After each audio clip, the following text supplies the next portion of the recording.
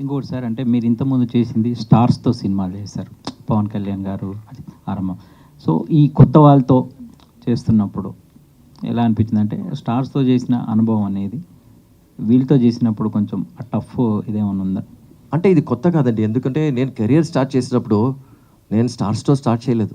First 2-3 cinemas అరిందు Malayalam కూడా ఆర్యాని first launch నాదే, ఆర్యాది. అరిందు మలయాళం పటేల్, భరత్తో, ఆర్య, పూజ, పద్మప్రియ అందరూ చేసేటప్పుడు దేవర్ ఆల్ న్యూ యాక్టర్స్ అనమాట. ఇప్పుడు మనం స్ట్రీట్ క్రికెట్ ఆడతాం కదా, స్ట్రీట్ క్రికెట్ ఆడేటప్పుడు మనకు ఆపర్చునిటీ దొరుకుతుంది పెద్ద స్టేడియంలో ఆడేదానికి, అది స్టార్స్తో ఆడుకునేది అనమాట. But we never forget our street cricket, ఎందుకంటే అది మన base. And not only that అండి, ఇప్పుడు ఆకాష్, స్నేహ సినిమా చేసే ముందు చాలా ఫ్యామిలీ అయిపోయారు ఇద్దరు. అప్పుడు మనకు చాలా సంతోషంగా ఉంటుంది ఒక సినిమా చేసేదానికి. సో అలాగే స్టార్ట్ అయింది ఇది. ఇది ఒక కథ రాసి దాని తర్వాత వెళ్ళి మనం ఆకాష్ని అప్రోచ్ చేసి అలా కాదు, ఓకే ఆకాష్ మనం సినిమా చేస్తాము అని డిసైడ్ అయిన తర్వాత రెడీ చేసింది అనమాట అది.